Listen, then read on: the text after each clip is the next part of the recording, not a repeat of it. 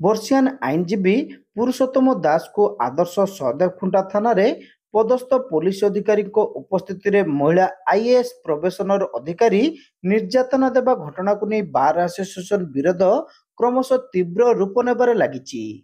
Mask तले महिला IAS probationer और पुलिस अधिकारी विरोध में थाना रे दिया जाइतिबा एतला पंजीकरण न हेबाकु नहीं आईनजीवी माने कला ब्याज पिंधि प्रतिवाद जणाइबा सहित एक शोभायात्रा रे जाई जिला आरक्षी अधीक्षक कार्यालय घेराव करथिले।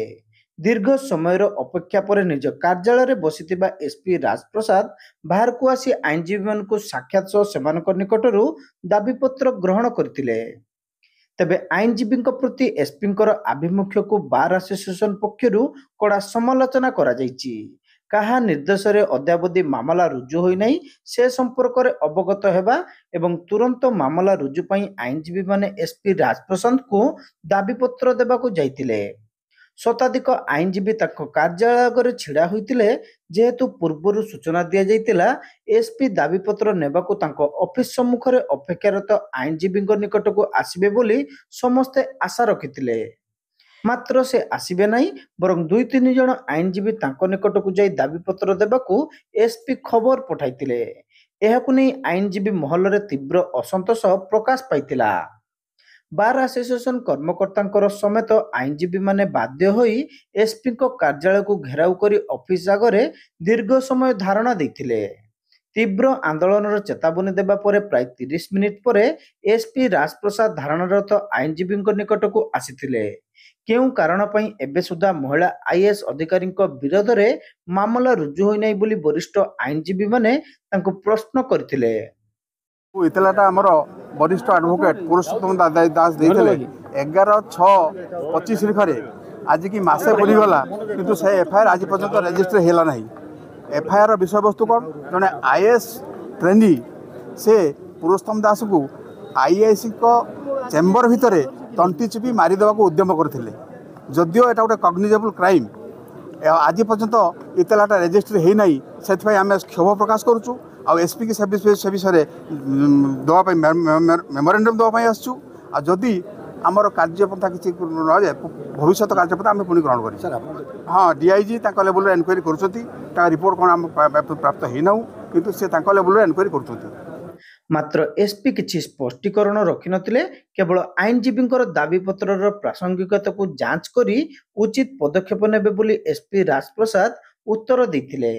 आपण जा मेमोरेंडम आपण जानि छंती सेटा दियन आपण को दाबी पत्र दियंतु हमें ता ऊपर डिस्कस करी हम गोटे पदक्षेप नेबो। ठीक अछि कोन look into the reason okay that why is it not raised.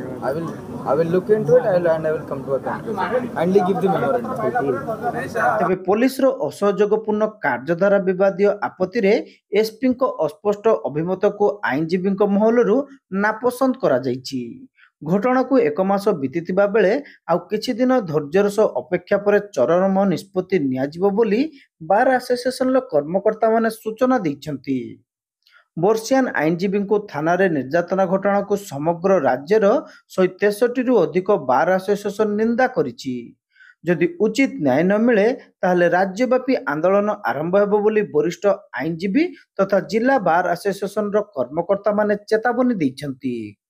देखो आमर एकमात्र डिमांड होची बर्तमान जे जो गत 11/6/2025 तारीख रे जो पुरुषोत्तम बाबू जो इतला देइथिले सहदेवखुंटा थाना रे से इतलाटा आज को ठीक मासे पूरी गला रजिस्ट्रेशन हैला नाही।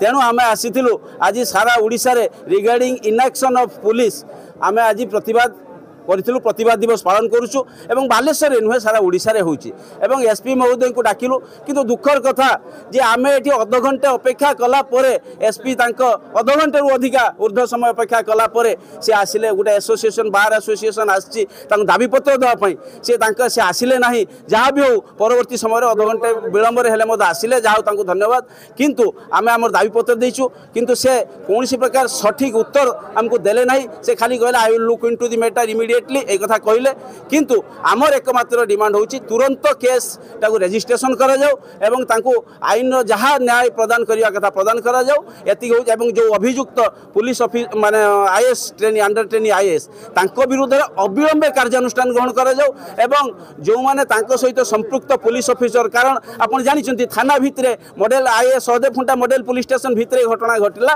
तो आईआईसी को उपस्थित रे SP additional SP additional DSP women cell एमान को समस्त को उपस्थित रे घटना घटिला एवं से मैडम जो भगत मैडम से तांको जीवन मारिदेवा उद्देश्य तांको तंटी चिपी धरले याठू बड़ दुख आ दुर्भाग्य लज्जार कथा किछि न थाई पारे सभ्य समाज यह आशा करा जाए ना किंतु तेणु आमे चाहूछु ताको यह तुरंत तदंत हो एवं से आईएएस जो ट्रेनी आईएएस तांको अविलंबे तांको विरुद्ध आईनगत कार्यानुष्ठान ग्रहण करा जाओ एवं संपृक्त जो पुलिस ऑफिसर जो माने दोषी बोली आसीबे तदंत रे सेमान को विरुद्ध रे कठोर कार्यानुष्ठान ग्रहण करा हो नहीं एसपी बर्तमान सुधा कौन सी क्लियर कट कथा किछि कहले नहीं से खाली कहले मु निश्चित भाव रे घटनाटा देखिबी किंतु आमे आपातत वर्तमान पई संतुष्ट नुह जेते पर्यंत सी ए घटना माने कार्यानुष्ठान ग्रहण करि नांती बा एफआईआर रजिस्ट्रेशन हेई नाही सेते पर्यंत आमे केबे शांति रे बसी पारिबु ना जो कथा हम पूर्वतन सभापति दुई जण कहउथले तेणु आमे आम परवर्ती कार्यपंथा स्थिर करिबु